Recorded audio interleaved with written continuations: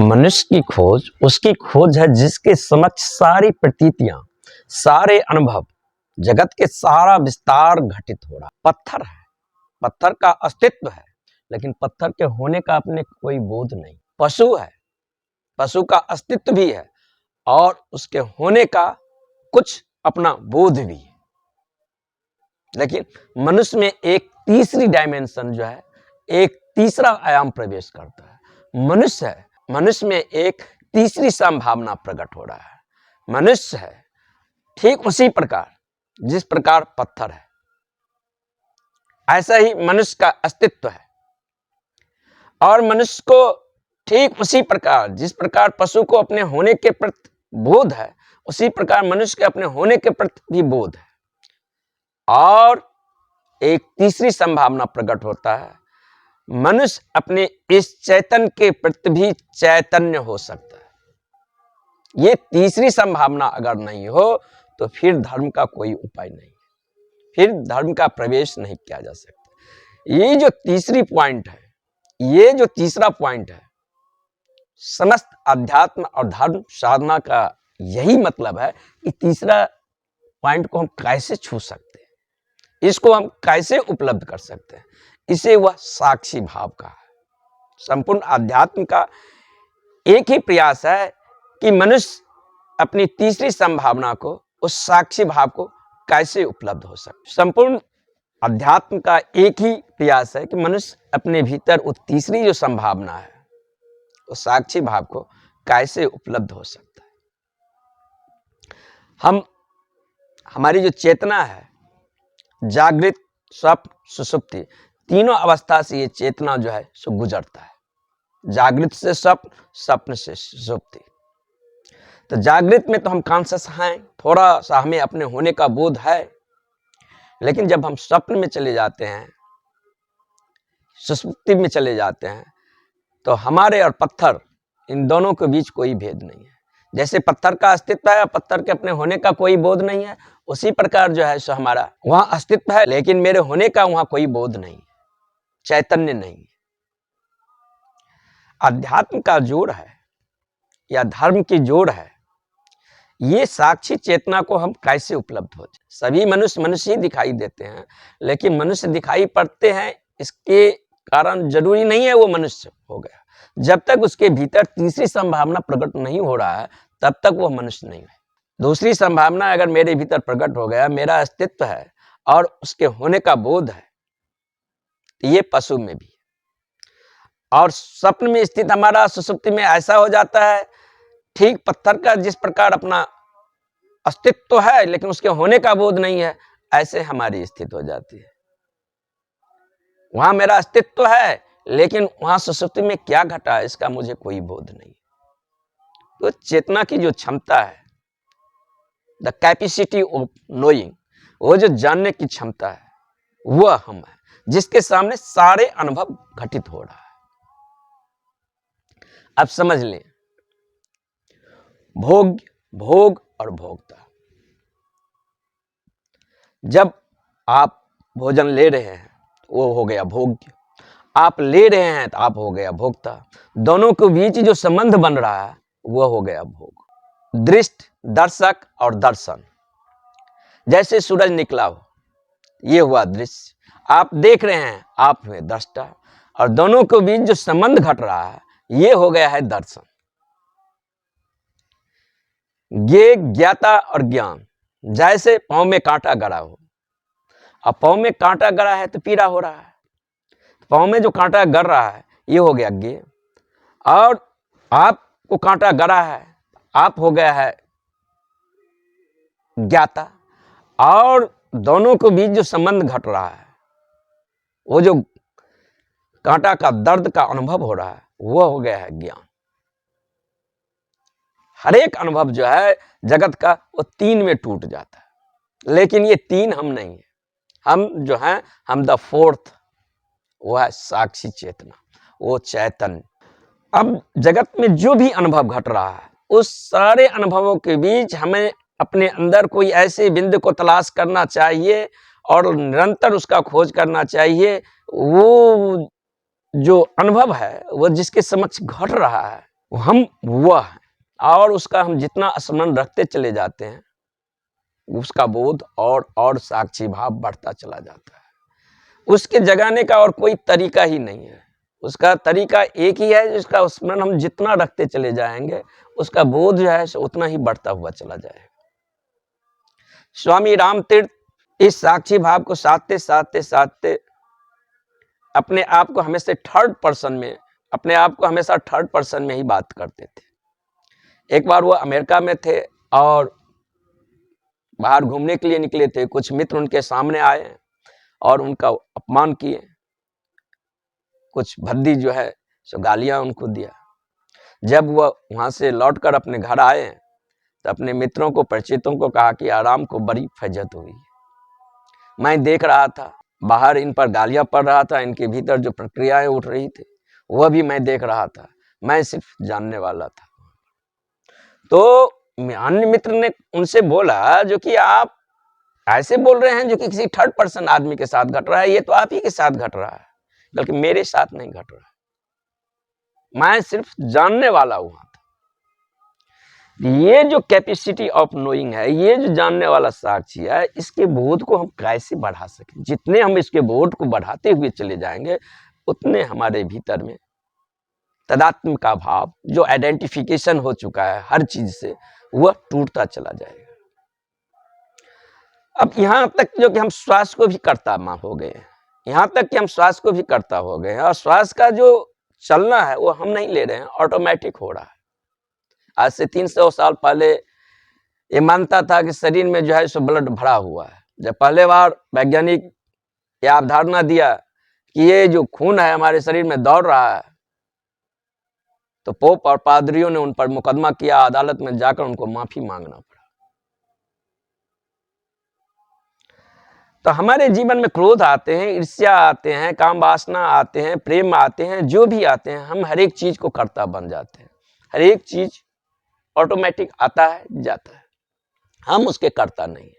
हम यहाँ तक कि सांस के भी कर्ता बन गए हैं। अगर सांस के हम कर्ता बन जाएंगे तो मृत्यु तो असंभव है, तो मृत्यु तो हो ही नहीं सकता है, क्योंकि मौत आ जाएगा, हम सांस लेते ही चले जाएंगे। जिस चीज के भी हम कर्ता नहीं है, उसका भी हम कर्ता होते चले गए हैं। ये कर्ता का भाव विसर्जन कैसे हो जाए, इसके लिए महान रहस्यदर्शी जॉर्ज गुरुजेफ ने एक महान प्रयोग किया था। वो जो स्कूल खोले थे वह स्पिरिचुअल स्कूल था, और उसमें साधकों को जो है सो कैसे अवेयरनेस और होश को उपलब्ध किया जाए, इसके लिए वो बहुत गहन तल पर काम करते थे। तो साक्षी भाव को कैसे साधक उपलब्ध हो, इसके लिए उसने एक अभिनय का प्रयोग किया। उसने कहा के पास जो साधक आता था, वो कहता था तुम्हें क्रोध आता है, क्रोध करो, लेकिन अपने होने का अस्तित्व के प्रति कॉन्शियस रहो, तो क्रोध नहीं हो सकता है। काम वासना आता है, प्रेम आता है, जो भी कृत्य आता है, उस कृत्य में उतरे, लेकिन अपने होने का जो अस्तित्व है, अपने होने का जो बोध है, उसके प्रति जो है सो कॉन्शियस रहे। और जब हम कॉन्शियस हो जाते हैं तो हम काम वासना में नहीं उतर सकते। जब हम कॉन्शियस होते हैं अपने होने के अस्तित्व के प्रति, तो फिर हम क्रोध नहीं कर सकते। और साधक को इस पर जब काम करने के लिए कहते थे, तब कोई साधक अगर आकर उनको बोलता था जो कि मैं अपने होने के प्रति कॉन्शियस था और क्रोध हुआ, कहा कि ये हो ही नहीं सकता है। जो आदमी अपने होने के प्रति कॉन्शियस हो जाएगा, उसे क्रोध हो ही नहीं सकता है। जो आदमी अपने होने के अस्तित्व के प्रति अवेयरनेस है, उसमें काम वासना उठ ही नहीं सकता है, उसमें ईर्ष्या उठ ही नहीं सकता है। ये बात ऐसा हो गया कि मैं बाईं ओर देख रहा हूं और दाईं ओर देखना असंभव है। चेतना को जो फोकसिंग है, वो एक बार में एक ही चीज को देख सकता है, एक बार में डबल एरो में उसकी तैयारी नहीं हो सकता है, तो ये संभव ही नहीं है। तो बाद में आकर उन्होंने अपने उस स्पिरिचुअल विद्यालय में, स्पिरिचुअल स्कूल में एक न्यू प्रयोग किया, क्योंकि क्रोध का, जब ईर्ष्या का या काम वासना का जब कोई भावना हमारे भीतर आता है, तो इतने जन्मों जन्मों से उसके प्रति हमारा आइडेंटिफिकेशन बन गया है, तदात्म बन गया है कि हम तदात्म हो ही जाते हैं, रंगे हाथे पकड़े जाते हैं। तो उन्होंने इसके विपरीत प्रयोग किए। उन्होंने कहा कि तुम अभिनय करो क्रोध में होने का,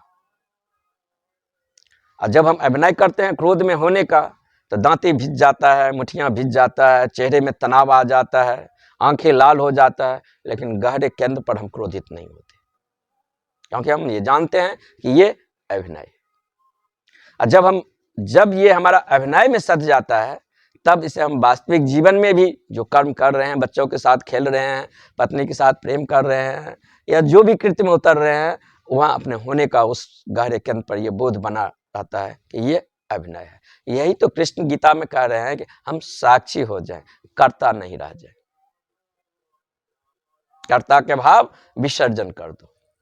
ये कर्ता का भाव जो है सो बर्फ के चट्टान की तरह हमारे भीतर जो है सो जम गया है। ये कैसे मेल्ट होगा, ये कैसे पिघलेगा? ये पिघलेगा, ये मेल्ट होगा इस तरह जैसे सूरज उगता है और सूरज की गर्मी पाकर बर्फ पिघलने लगता है। जब साक्षी भाव का सूर्योदय का उदय होता है, कर्ता भाव धीरे धीरे मेल्ट होना शुरू हो जाता है, पिघलना शुरू हो जाता है। अब इसके विपरीत सामान्य आदमी अपने आप को यह अवधारणा मानता है, मैं करता नहीं हूं, मैं करता नहीं। कितना भी बोले आप मैं करता नहीं हूं, लेकिन इससे और कर्ता भाव मजबूती होगा। कमरे में अंधेरा है, अंधेरा कैसे दूर होगा? इसके लिए कुछ हमें जो है सो दूसरा उपाय करना पड़ेगा। एक छोटा सा दिया जलाते हैं और कमरे में अंधेरा बाहर चला जाता है। अंधेरा जो है सो प्रकाश की अनुपस्थित है। ऐसे ही हमारे भीतर जो हर एक चीज में कर्ता भाव आ गया है, उस मैं का जो भाव आ गया है, उसको मेल्ट होने के लिए हमारे भीतर ज्यादा जागरूक होना है, ज्यादा अवेयरनेस होना है, और ज्यादा जो है सो कॉन्शियस में आना है।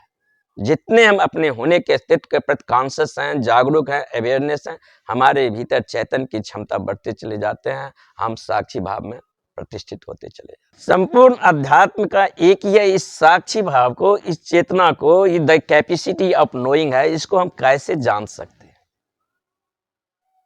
ये चेतना में क्षमता है कि वह किसी चीज के प्रति चैतन्य भी हो सकता है, अपने चैतन्य होने की क्षमता के प्रति भी चैतन्य हो सकता है।